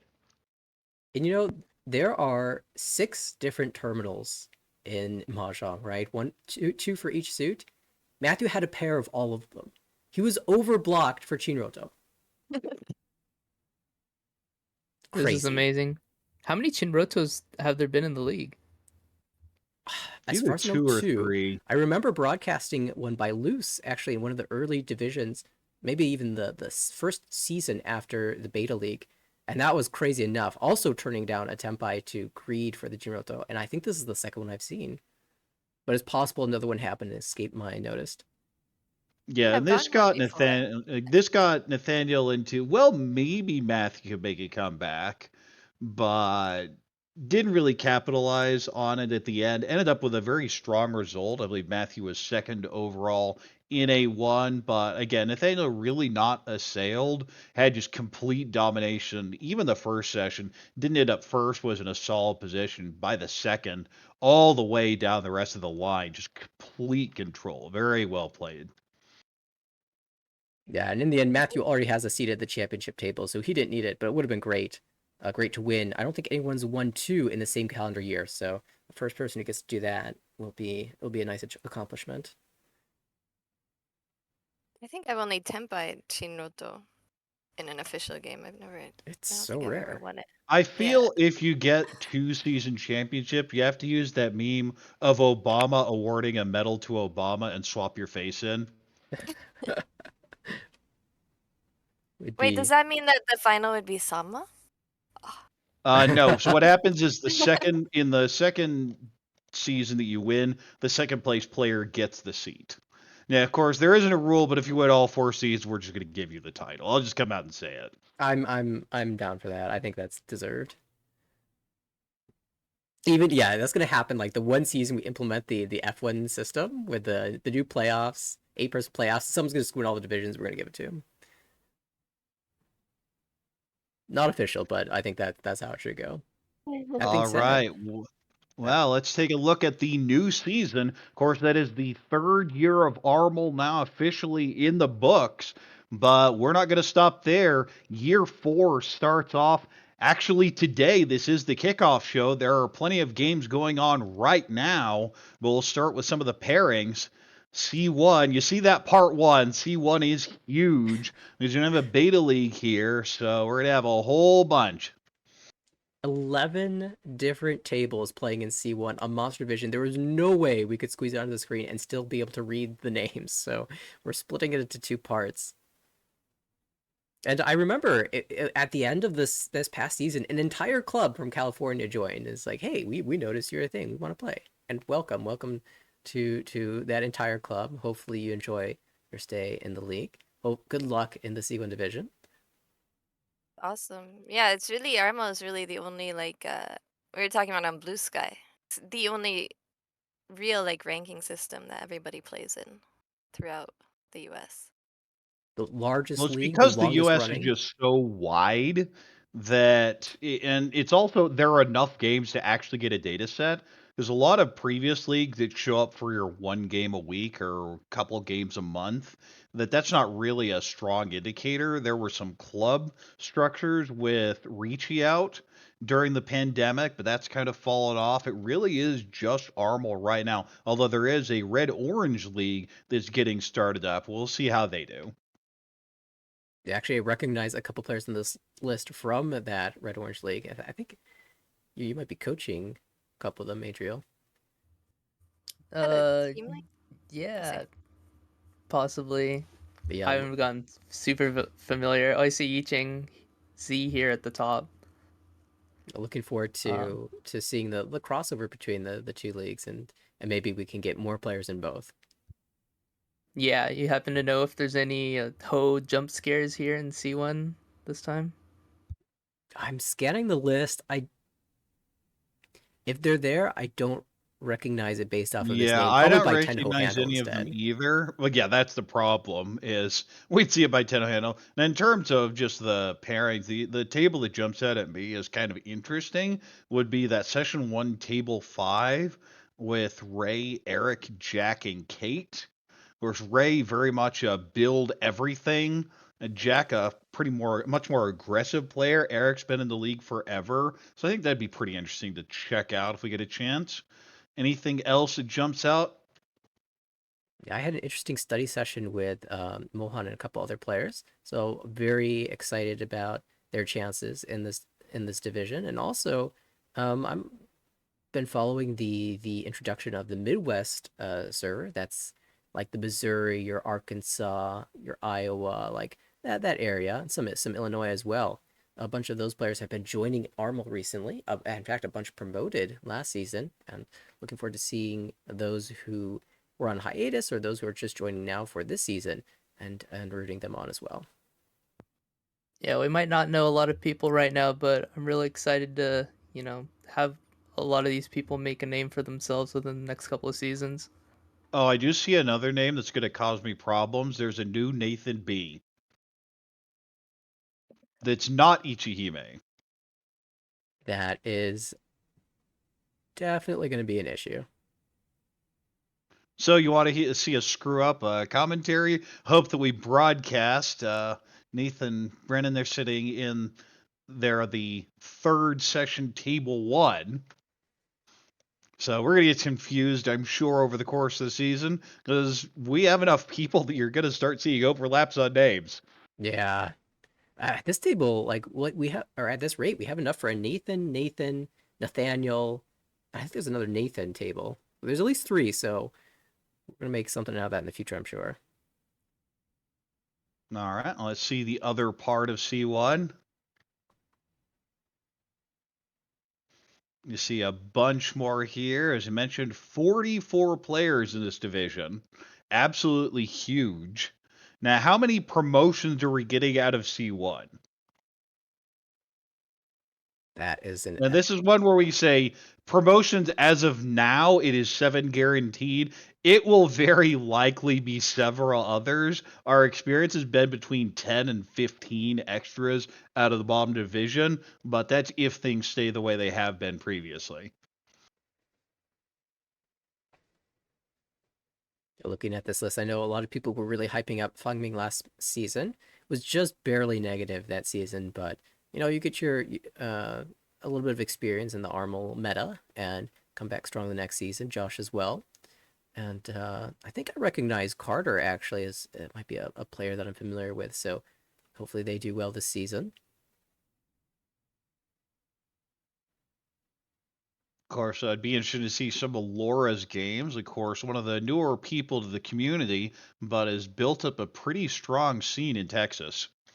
Yeah, they've got like a mini Chanso there. They got multiple automatic mahjong tables, including the Rex 3 as well. So they've got a good thing going down there in Texas. And Laura's also a recent board member of the American Ricci Association, so going to be part of the group that is shaping the scene, the Ricci scene, in terms of live competition as well. All right, let's check B3. We could squeeze this one in. Net 28. Don't have to use the magnifying glass quite yet, but definitely a bunch of people here. Yeah, of course. Any pairings jump out at you? I mean, I kind of want to see that session 1 table 6 matchup. Anything with Blade just automatically interesting. Great person, great voice. Does a lot of broadcasting himself. Max there, Alexander, Gabriel. I feel that'd be a pretty fun table. Similarly, sticking with that table 5, going on to session 4, Alyssa, Travis, Carl, and Tianshan. Yeah, I'm a big Jerry fan. He streams as well. He had a streak of like 26 Rentai games or not non-forts in as a Saint 2. So definitely a fun player to watch, and has a very similar perspective as I do when it comes to how to play Mahjong. So I'm really looking forward to watching him. Maybe if he plays against Cliff this season, that would be a good matchup. Going against the 6-Dan. Of course, see some Henry games. Definitely one of those high roll players. Has just managed to pull some monstrous hands. Doesn't have quite the same level of defense as some of the other players, but can definitely put some stuff together. Isabella? Thinking especially that session 6 table 2 is one that I will personally be interested in. Isabella, another fan favorite, another streamer who will actually be going to the Ryosen tournament in Japan, I believe. So a lot of people will be rooting her on this in a couple weeks. Max, a player from the DC area that I'm very intrigued by his defensive playstyle. I always have a soft spot in my heart for defensive players, so I really look forward to seeing some of his games. And it looks like there's a very exciting table. It's Max, Isabella, Merlin, and Cliff. Merlin, another player who had a lot of success last season in the C1 division, along with Cliff. So there's a bit of a rematch, and I think they were in opposite halves of the C1 division, so they might be meeting here for the first time, and that's always Cliff, exciting. of course, just barely missed that double promotion, as we mentioned earlier in the broadcast. That's definitely an intense table. All right, let's take a look at B2.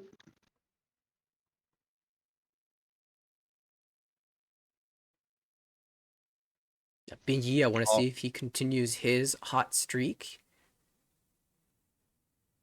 I feel the story of this division is get out of the way of Edward Z and Loose. Oh my goodness. Is there an Edward Z Loose table? We gotta find that. If there is, that's definitely one to watch. Also, Noel has been having a great surge recently in Mahjong. Got second place at the North American Open and has been on an absolute tear recently. Almost got a double promotion out of B3 last season. Was 1 second place away from getting there, but did miss out. It is session 6, table 5. There will be both of those, along with Tara and Sam. Good luck. Yeah, that will be a fun table. Oh, Ada's in this division too. How about this table? Session 6, table 1. It's Bingy, Ada, Noel, and Michael L. This is something we talk about every season. This is B2, and these are the tables you're seeing. Yeah, these are names that I would not want to go up against. I'm very excited to see how Andrew O does. You know, player that scored over 300 points in the C1 division, skips a division, hops into B2, and we'll see how he handles the B2 meta. Will he continue with a dominating performance?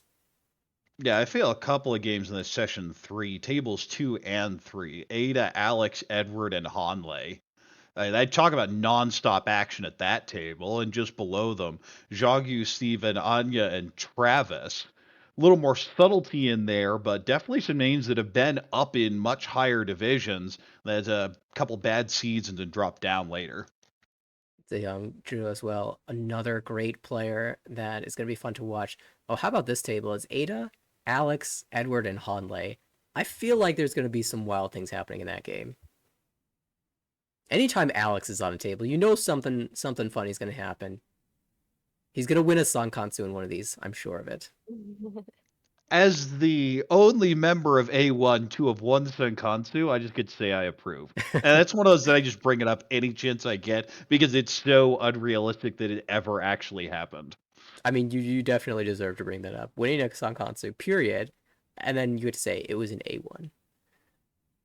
So rare. I feel like I would forget to count it. Right? You're like, oh yeah, I had Yakuha. So what actually happened, that was I conned twice, and then the con button popped up a third time. Wait, what? Oh, I guess it is. God. Yeah, B2 kind of stacked. Like the B2 of today is like the B1 of yesterday. It is, and that's not just because a couple players demoted into it. It's just like back when we had 4 divisions, right? It was A1, A2, B1, B2, and the B2 that we see now is kind of a mixture of the A2 and B1 from years ago, way back when the division started. It is just so packed with talented players. Yeah, and I feel that's really the big goal of Armel over the long term has been not necessarily making the best better, but specifically building the depth and raising kind of the average level of play. And that's great because then those players will go on to promote and then make the best better. It builds up. It's a great goal, and I think it's been going wonderfully well for the Well, the American Team. corollary is you're not going to play the top 20 people in a tournament. You're going to find generally 60 to 100 random people. And if the random level has moved up, that means tournaments get much harder and much more cutthroat. Only good things to look forward to. All right, let's see B1. That's a familiar name. Okay, so we just are in complete agreement that table 1, session 1 is flow. It's an Edwin versus Pio matchup. Pio is like Even maximum JT flow. in there. Oh, you're right, JT. And then Brian is like the most calm person. Conventional of the players, maybe? Yeah, he's not going to let any of the random flow that's happening at the table rattle him. So it's like the rock in the middle of the rapids. And poor Edwin, even in session 2 game, it's kind of what did I got myself into? I mean, it's also like Mary B1. Jane Tucker and Rachel. That's another just flow monster table. Yeah, I don't think there are going to be any easy tables here in B1. Or has had demotions. People have been up and down. Of course, every season you get a bunch of people from A2 dumped back in, and you just not really many easy games here. Caden, of course, one of those people to be on the lookout for, joined the league late and is just making the climb over time. Definitely one of the stronger players I expect to promote out of B1. For sure. Yeah, Caden's been putting in a lot of work in just log reviews and also IRL play, having visited La Palm a lot and intending, I think, on becoming a Psycho E Pro within the next couple seasons. It's be interesting to look out for. And of course, Nathan B. I'm partial to someone who names themselves Ichihime as their Tenno handle, but I'm disappointed that Nathan is a very closed player. If you're Ichihime, you have to have a 60% call rate. It's just part of the deal, isn't it? I think also part of the deal is to get a lot of K10 results, a lot of positive K10s, because you just don't have a Yaku. Yeah, it's good enough. That's one of my secrets. K10 is unironically kind of busted. Getting 1,500 points for not having anything is pretty hilarious. Or more sometimes. Okay, Maybe but that's the best mind game strat, to name yourself Ichihime and just have max Richi rate. I'm curious to see how Dennis does. And you hate Tanya. Barely squeaking into the B1 division, and always a difficult opponent to play against because he can build some monsters. And Rachel. Now, the table I would be a little scared. I say Rachel. The table I'd be scared of is that session 4, table 5. Yeah, that does not look like a fun table to play. That's the one I was looking at when you were talking about Caden. Caden, Rachel, Brian, and Eric. Any table with Rachel is a fun table. And you add Caden, it's a couple California players up against the Midwest players. It's very interesting to see which region will come out on top. Well, of course, we would talk about some flow special. Session 5, table 2. Less so Jason, but everyone else at that table is very much of the, I can go plus 200, I can go minus 200. Give me tiles. Yeah, it's really who the wall favors at that point. And this is one of the divisions that will have a sort of snake ladder at the end. Session 6 is not determined from the start of the season. You will figure out your Session 6 bearings after the standings are set at the end of Session 5. And so you'll get to see who you play. It'll be a good mix of players at the top of the division and players close to the bottom, meaning every table should have an interesting battle. All right, let's jump to A2. As mentioned before, A2 at its maximum capacity, so 6 full tables. And, you know, when you're looking for matchups to watch, I think you have to start Session 1, Table 3. Yeah, Kate already a pretty scary player. And Garth and Jen. I bet the time zones are fun for that too. It's not too bad for us. Garth and I generally have time during the weekday mornings, so it works out okay with US times, especially East Coast. Just let us know when you put those games on the calendar, and we'll make sure we try to get a broadcast for it. And wasn't James like super high before he took hiatuses? Absolutely. So- James was doing quite well and promoted into A2, I think, along with your crew. Table I'd be scared of if I'm Jen is that Session 3, Table 3. That is a fun one. That is one where Max feels like he'll be the kind of anchor of the table and everyone else will kind of be doing their own thing. And it's a matter of finding out what everyone is up to. Max just wins, right? So I'll go for second place. Here's Andre, Irie, Jen, and Max. Yes, Max, who'd been in A1 for 9 seasons and took a hiatus last season, but now ready to make the climb back in A2. And definitely I don't want to face Max when he's in a good mood. I really don't want to face Max when he's in a bad mood. I've been practicing with Max a lot lately, so I think he knows how I play. So maybe I have to take a couple months off. speaking of Max, there are Yeah. a couple of Max tables that I want to highlight here. First of all, keep in mind Takahito got the bump into A2 because another player went on withdrawal, and his welcoming committee is A1. He gets Will, Garrick, and Max, all 8 former A1 players. Enjoy. And then at the Yeah, end, I really want to watch that I do that too. game there. Well, especially Will being so passive compared to Garrick, the hyper aggression. Garrick's actually started pulling it back a bit, but that table might incentivize him to be old Garrick. We'll see. There's another one that's been highlighted in a number of different places, and a lot of people in the Mahjong computer are really excited to watch this one. This is a Garth table, round 2, session 5, or rather, table 2, session 5. That's Garth against Brian, 8 Don, Kevin, A7 Don, Max, and 8 Don. Yeah.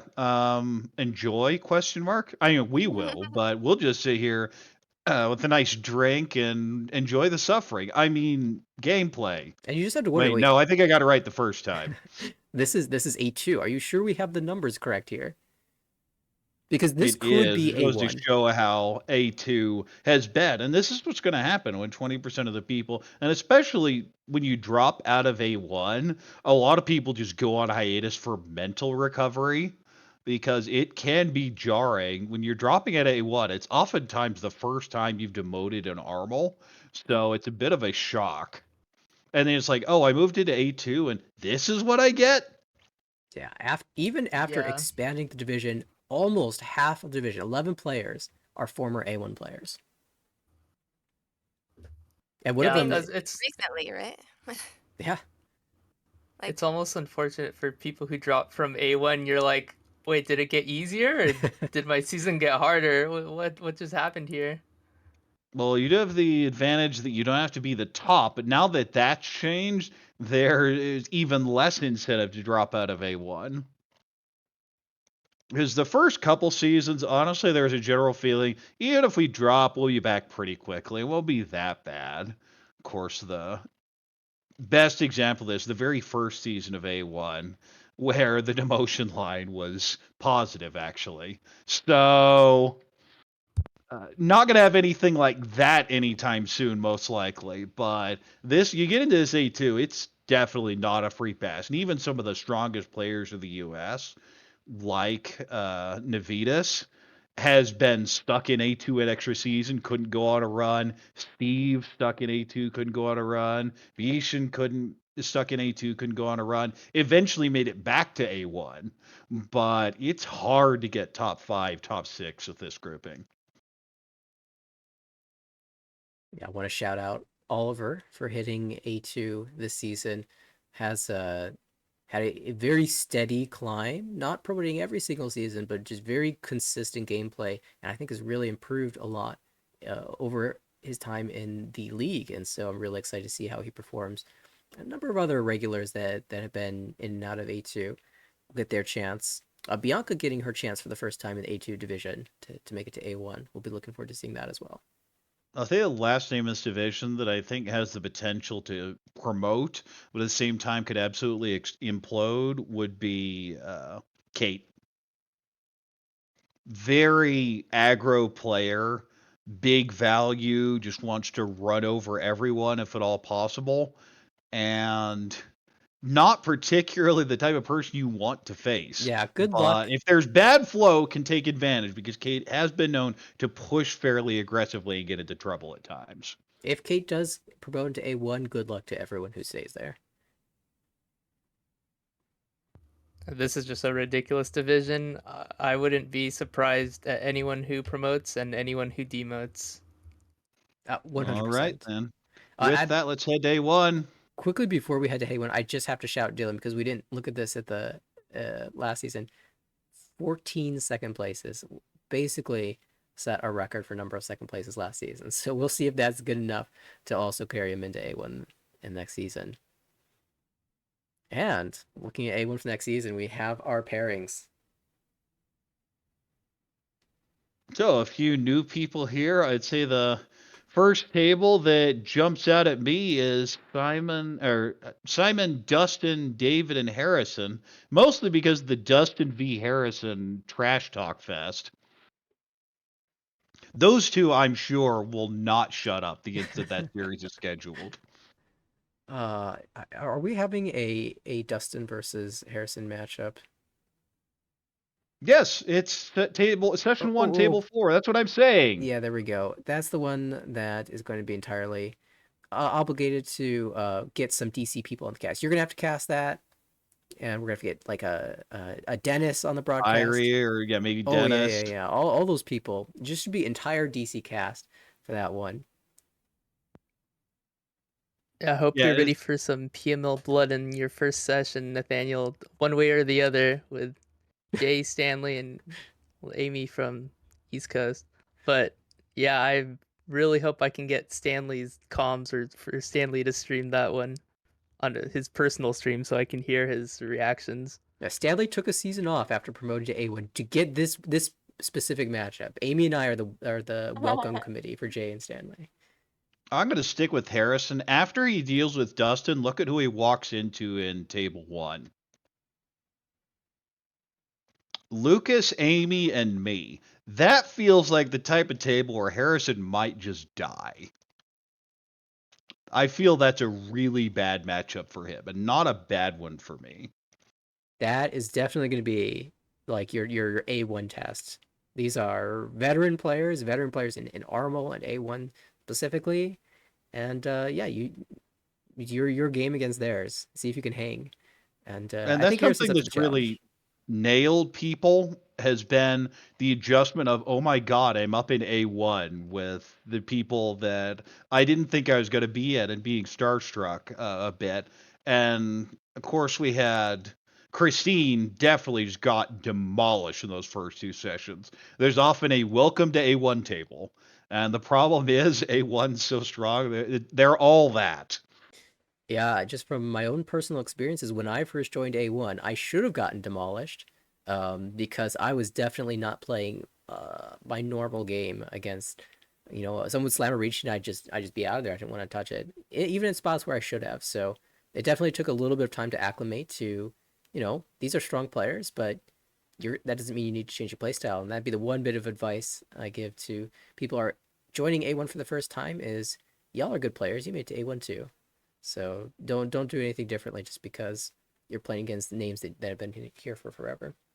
There are a couple Taking where I'd notes. go, you're just gonna die. It doesn't matter how you play. That's true. I think the most notorious one, it wasn't in this was a few seasons ago, when Garrick made his entry into A1 and his very first A1 table was Float Up Minko, Float Up Max, and me. And I survived with like a -30, and Garrick took like a -170 that session. Yeah, I'm so glad that wasn't my welcome to A1 because that would have been me. Another table that jumps out at me is session 3, table 4, Jay and then 3 Ho-Oh players, or I guess Simon, the former Ho-Oh player. Luke has been kind of bouncing back and forth, and Steve is one game from demoting out of the 2000R, the weird situation where if he played another game, he'd probably be 7 Don sub 2000, which is not technically Ho-Oh. But that seems like a pretty exciting game with a lot of just big hands is what I expect from those players. Steve likes the Dama, but he's also gotten dinged a bit from just sitting back and relaxing too much. Kind of the same problem that ran into Bishan. The Bishan ran into last season. That you can't just sit back. You have to take the points when they're there. And I think Steve has changed his playstyle a bit to accommodate that. I mean, he changed his playstyle a little bit and dropped down to A2, figured it out, and has been doing really well. I think he actually finished like 4th place last season, recently with a nice final session. So with a slightly evolved Steve, will be a very interesting table for sure. Well, a couple of your tables I'd like to bring up. That session 4 with Haru, Lucas, and Leon. And that just feels like the vibes on that table are just weird. I I'll feel say. everyone's going to try and do something differently. Yeah, I was hoping I would avoid the Hadu table because Hadu always seems to have my number specifically. And it looks like not only do I get Hadu, but also Lucas, ever consistent Lucas, and Leon, who has a playstyle that reminds me of my own, and that's always problematic. I hate playing the mirror. Well, speaking of playing the mirror, the other game of yours I want to bring up is our table. In session 3, table 5, Jonathan really became a pwn cat last season, was up around 40% call rate. And of course, you won the division. I've had that 48% call rate. And David likes playing closed. And isn't that comfortable opening? Really got exposed late in the season last time. But I feel that is definitely a who calls first attempt. I don't know that there will be a Ricci in that series.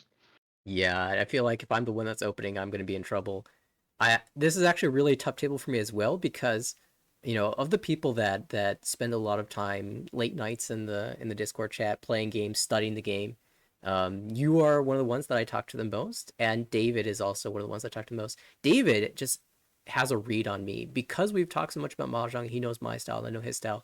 He has just picked up on reading my weights. And that's very problematic. I set up the dirtiest traps ever. He's like, yeah, Nathaniel's waiting on that. I'm not going to drop it. So it's going to be a rough battle for sure. Well, you also have a bit of a read on me, which is what's my plan? And I think you figured out that the answer is I don't have a plan usually until halfway through the hand. The plan is to play the game, and we'll see what happens. If you need to keep playing it, or if you need to fold, you'll always make the right choice. It's all flow charting, but it's much more complex than people think. But a lot of people, it's just Pinfu. It can't really turn anything. Maybe we could add a Tanya. Like, I don't know what it is, but sure, let's move this to Chantadora 1. I don't care. And it's I would want to see Nathaniel's 5th session as well, there with Matthew, Clinton, and Simon. Oh, that's a great table as well in terms of people who perform really well against me. Well, I feel like that's everybody, but Matthew has had insanely consistent play in A1, maybe the most consistent. I think, when they were testing the new F1 system for Division A1, Matthew had the most points out of last season if it had been implemented then. And Clinton has been like climbing the standings every season, finishes at a higher placement than the previous one. And another player that kind of reminds me of my own playstyle. And Simon, whenever we have a Ricci battle, a Tenpai battle, he always wins with Dora 3 for some reason. Or Uda 3 if he doesn't already have the Dora in hand. So a player that I definitely don't like facing, but love to watch. So it's going to be a very fun battle. It's sad that it's happening in Session 5. It's such an intense moment, but it's certainly going to be exciting and stressful. I feel there's one person that's been in A1 for a while that has done this so many times that it just called Joe being Joe. And the question is, when is it going to happen? And just looking at the people on that Session 5, I think that's where he's going to pop off. Yeah, That mostly is because it's your Stanley, table. me, and Steve. Stanley and Steve both are pretty passive players. Like just sit back and die. I say Steve has been trying to go more aggro, and then I'm just always fighting, just pure, unadulterated aggression. And Joe likes building those slow hands, but he will push anything. And occasionally he'll die, and occasionally he'll just hit enough to save his season, which is what's happened basically every time in A1 of the one where he was up there competing for the championship. So the question is, when is he going to pop off?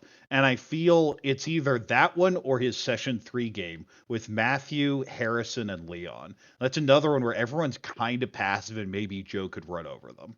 Yeah, Joe has had a pretty consistently high deal-in rate, but he just hits hands, and they're monsters when he does hit. And you can't stop the Joe flow.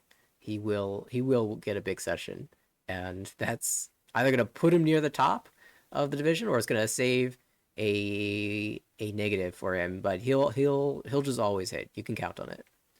Okay, so we talked about the new situation where the points count towards the A1 championship. So how it works is the first position gets the auto bid, and then the points are going down the list: 15 for second, 12 for third, 9 for fourth, 7 for fifth, 5 for sixth, 4 for seventh, 3 for eighth, 2 for ninth, and 1 for 10th. Basically, you need to be in the top 4 if you want to really run that score up and compete, but you do get a little something even all the way down to 10th place. Yeah, and that's just distinguishes between, two players that finish second in the division and a third in the division, and then maybe one finishes 10th and one finishes 11th, or one finishes, 14th and barely avoids demotion, and that 10th is getting the extra point. So, for staying in the positives. So definitely, even if you find yourself in the middle of the division, you're like fighting between 3 points and 4 points and 5 points. It doesn't matter. That those points can make the difference. So that should make every single hand something competitive, even in the late stage if all the players at the table are safe. All right, then I guess we're at 2 hours, so we should definitely wrap this up now. That's been a lengthy one, go but a lot of distribute medicines. So we are now ready to launch the 4th year of the American Rishi Mahjong League with all of that final thoughts from everyone. Well, I gotta say, 3 years definitely has to put Armel as the longest running league, and I am so happy that it's not only continuing into its 4th year, but also just continuing to grow so much. And as a broadcaster, I look forward to catching the games every single week and watching all the stories as they develop. And we'll hope to continue that with our regular Wednesday broadcast series this season as well. No, you're not getting one this Wednesday because that's New Year's. So we'll either all be watching college football or hungover. So no broadcast this Wednesday, but we hope to see you a week from Wednesday when we pick up our normal broadcast. Of course, there is the ARA Invitational coming up in a few weeks as well. So that Wednesday is going to be awkward. We're not guaranteeing a broadcast. We'll try and put that on. And with that, I think we're just going to wrap it up here. This is Korak along with Nathaniel, Adriel, and Jen, ready for year 4 of the American Rishi Mahjong League.